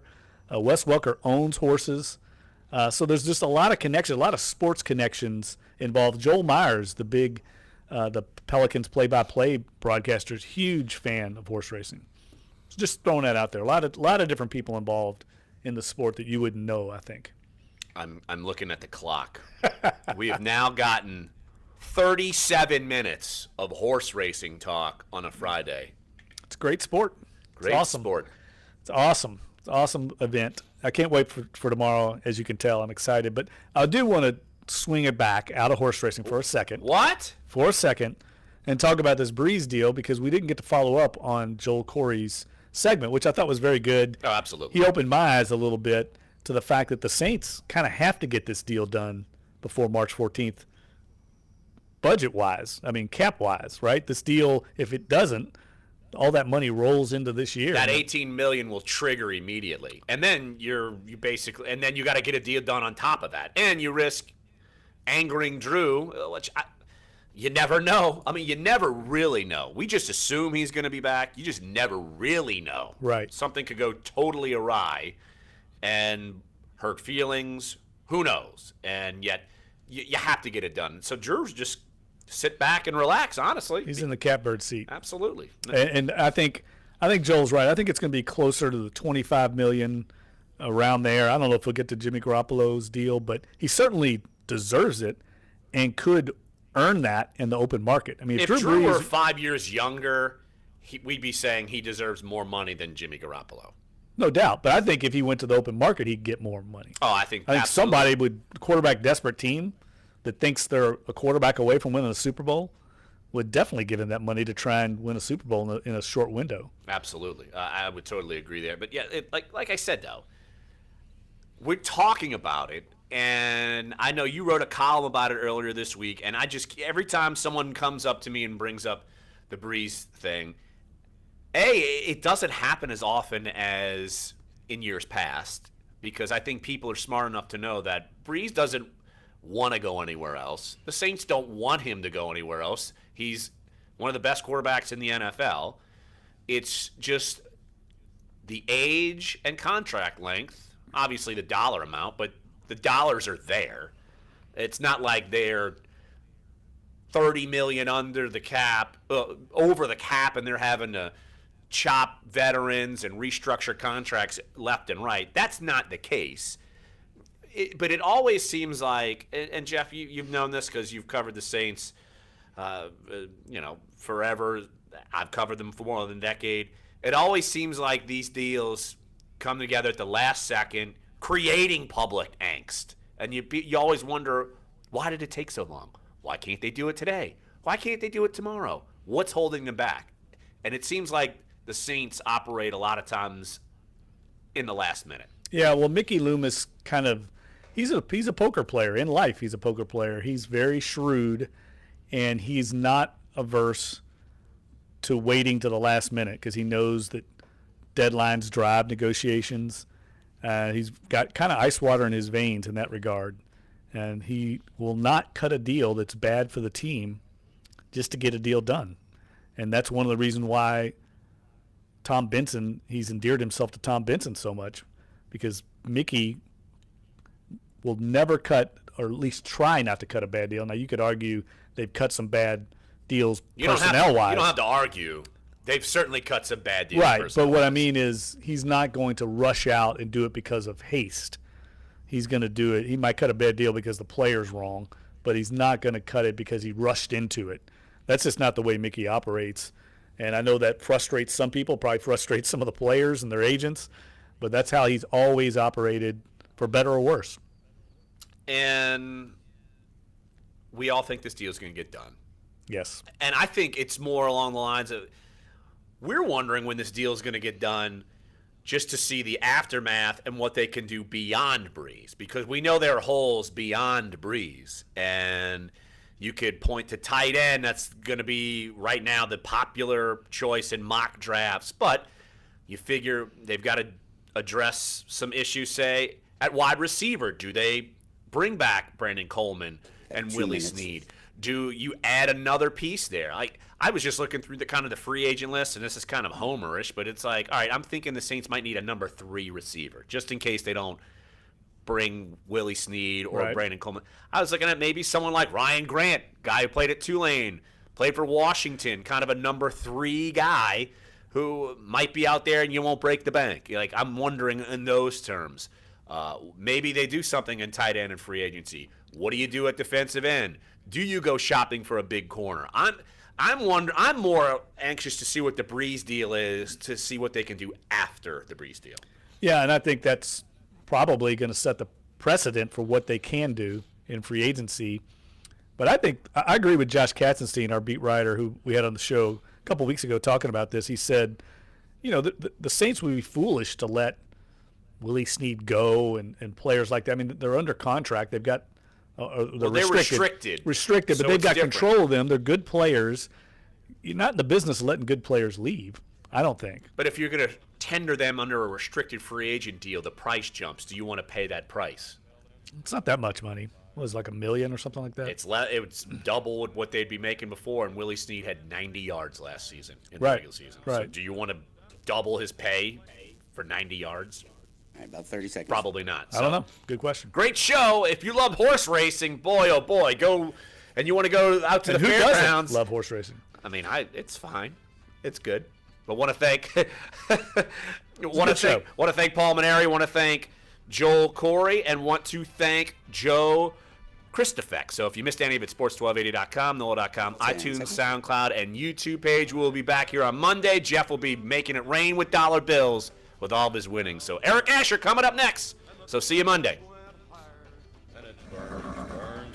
Jeez. For Scaring game-changing me. innovation, look to the Latrim family. I can't help myself. Dave, I don't know what just happened to this show. I thought horse racing would kill the crowd. It totally reversed. An innovative interlock. Well, now we learned something today about our audience. Yeah. It was a